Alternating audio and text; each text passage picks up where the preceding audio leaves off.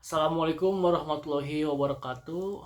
Apa kabar semuanya? Kembali lagi dengan saya Ega Gani Pratama dengan NIM 2530204143 dari kelas TPD. Dan kali ini saya akan membahas mengenai Pancasila, yaitu pilar ilmu pengetahuan Indonesia. Dalam hal ini untuk mewujudkan kerangka ilmiah yang etis dan berlandaskan nilai nasional. Nah, pada kesempatan kali ini kita akan mencoba membedah judul yang tadi saya berikan. Ya, yang pertama, kita perlu mengidentifikasi Pancasila sebagai dasar nilai.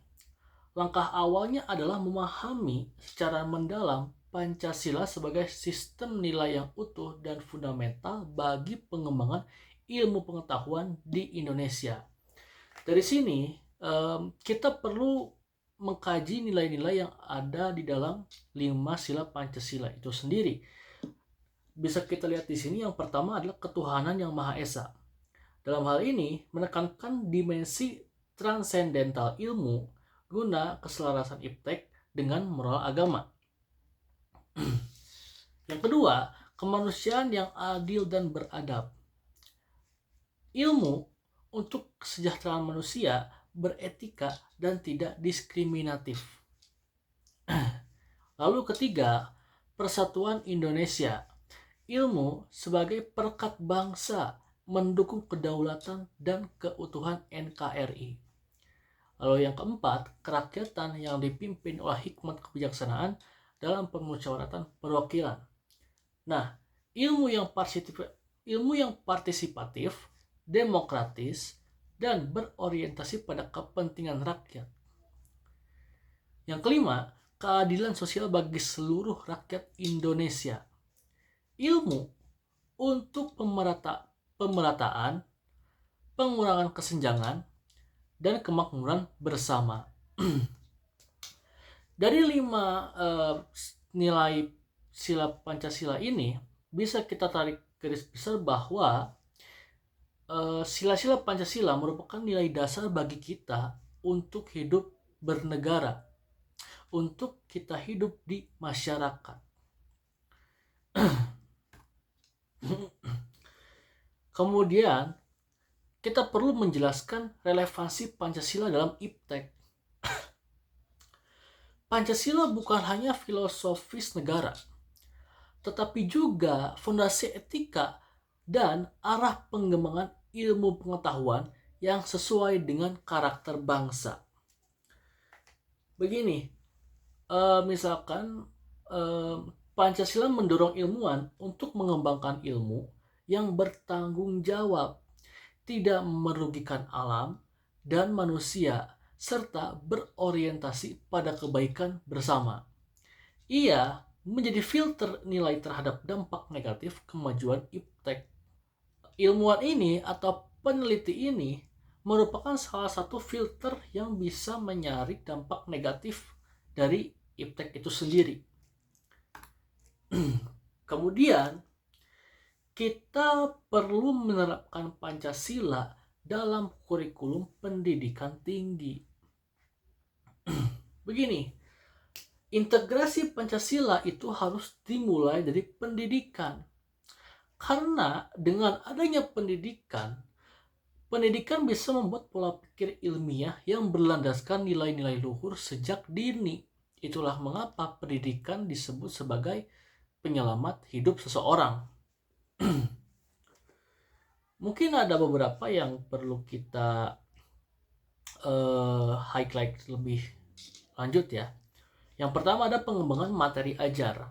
Artinya pengembangan materi ajar ini menyusun kurikulum yang memasukkan perspektif Pancasila dalam setiap disiplin ilmu. Kemudian ada metode pengajaran inovatif untuk mendorong diskusi kritis dan studi kasus yang menghubungkan teori ilmiah dengan nilai-nilai Pancasila. Kemudian penelitian berbasis Pancasila guna mengarahkan tema penelitian pada solusi masalah bangsa yang selaras dengan nilai-nilai Pancasila. Dan yang terakhir, pusat studi Pancasila mendirikan atau menguatkan pusat studi untuk mendalami peran Pancasila dalam IPTEK itu sendiri. Nah, kemudian kita perlu menganalisis peran Pancasila sebagai kerangka ilmiah yang etis. Pancasila menyediakan landasan etis kuat untuk memandu penelitian dan inovasi, memastikan ilmu tidak hanya maju, tetapi juga bermanfaat secara moral. Ini melibatkan peninjauan etika penelitian, dampak sosial teknologi, dan tanggung jawab ilmuwan terhadap masyarakat. Kita bisa lihat goals Pancasila itu sendiri untuk pembangunan berkelanjutan. Nah, pembangunan ilmu pengetahuan yang berlandaskan Pancasila mendukung tujuan pembangunan berkelanjutan atau yang biasa kita kenal dengan SDGs ya. Dengan fokus pada keadilan, kemanusiaan, dan lingkungan. Bila kita bisa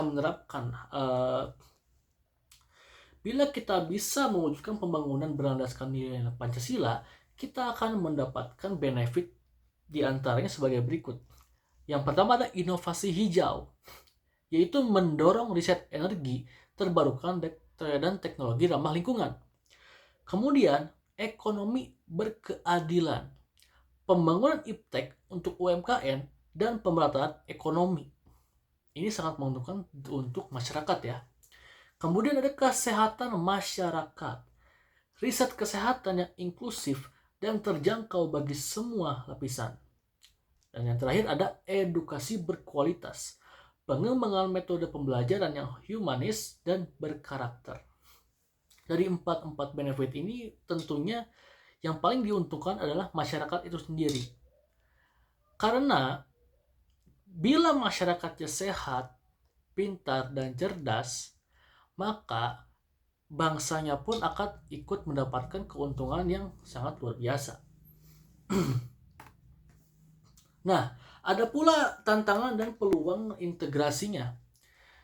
Mengintegrasikan Pancasila dalam IPTEK akan menghadapi berbagai tantangan, namun membuka peluang besar untuk kemajuan bangsa juga. Dari sini kita bisa melihat tantangan dan peluangnya. Tantangannya yang pertama ada globalisasi nilai-nilai asing.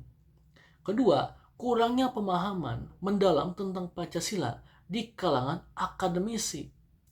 Ketiga, kesenjangan antara teori dan implementasi. Kita bedah satu-satu ya. Globalisasi nilai-nilai asing, karena kita tahu sendiri teknologi semakin berkembang dan sosial media tidak bisa kita atur ya. Ada budaya-budaya asing yang tidak sesuai dengan karakter bangsa kita. Nah, itu menjadi salah satu tantangan yang perlu kita kaji lagi dan perlu kita tahu juga solusinya. Kemudian kurangnya pemahaman mendalam tentang Pancasila di kalangan akademisi. Hal ini bisa terjadi karena begini saudara. Akademisi sekarang mereka sedikit demi sedikit tidak peduli dengan yang adanya nilai. Kita tahu sendiri beberapa orang mereka tuh mengejar mimpi mereka. Mereka tuh mengejar tujuan yang memang bisa menguntungkan diri mereka masing-masing. Sampai-sampai mereka lupa dengan adanya nilai kemanusiaan. Kemudian yang terakhir ada kesenjangan antara teori dan implementasi. Ini bisa terjadi karena orang-orang hanya memahami Pancasila sebagai teori, tetapi tidak dengan mempraktekannya. Lalu kita bisa melihat peluangnya. Ada 3 juga sebetulnya. Yang pertama ada membangun identitas keilmuan Indonesia yang unik. Kedua, menciptakan solusi inovatif yang relevan dengan konteks lokal. Ketiga, meningkatkan daya asing global dengan nilai tambah yang etis. Kita juga bisa melihat Pancasila sebagai fondasi inovasi nasional. Dengan Pancasila, Inovasi tidak hanya menciptakan keuntungan, tetapi juga memberikan dampak positif bagi keadilan sosial dan kemanusiaan. Kita bisa melihat dari 4 poin ini. Yang pertama ada ideasi berbasis kemanusiaan, yaitu menghasilkan gagasan yang memecahkan masalah nyata masyarakat. Kemudian ada pengembangan beretika, proses riset dan pengembangan yang menjunjung tinggi nilai-nilai moral. Yang ketiga ada implementasi berkeadilan, yaitu memastikan hasil inovasi dapat diakses dan bermanfaat bagi lapisan masyarakat. Dan yang terakhir, evaluasi berkelanjutan, yaitu mengukur dampak inovasi terhadap kemanusiaan dan keadilan sosial.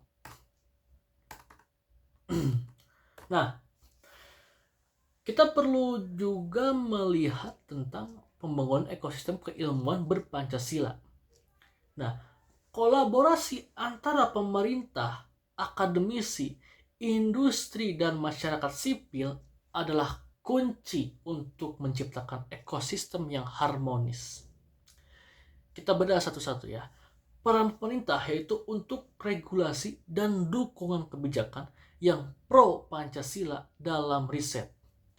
Kemudian ada peran akademisi, yaitu menjadi garda terdepan dalam pengembangan iptek berbasis nilai. Lalu ada peran industri, mengembangkan produk dan layanan yang bertanggung jawab sosial. Lalu yang paling penting adalah peran masyarakat sipil, yaitu mengawasi dan berpartisipasi aktif dalam pengembangan ilmu. Terakhir, kita perlu mewujudkan ilmu pengetahuan yang berdaulat.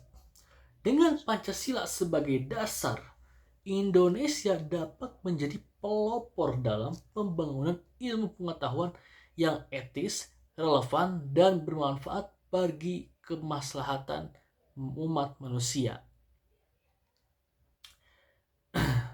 Albert Einstein pernah mengatakan, ilmu pengetahuan tanpa agama lumpuh. Agama tanpa ilmu pengetahuan buta. Demikian pula, ilmu pengetahuan tanpa Pancasila akan kehilangan arah dan makna dari bangsa Indonesia. Kesimpulannya adalah Pancasila itu bukan hanya sebuah nilai, tapi juga sebuah cara untuk kita hidup, bernegara, dan bermasyarakat. Dengan begitu, kita akan menjadi manusia yang mempunyai nilai yang luhur dan bervalue tinggi. Cukup sekian dari saya. Mohon maaf bila ada kesalahan dan kekurangan kata. Wassalamualaikum warahmatullahi wabarakatuh.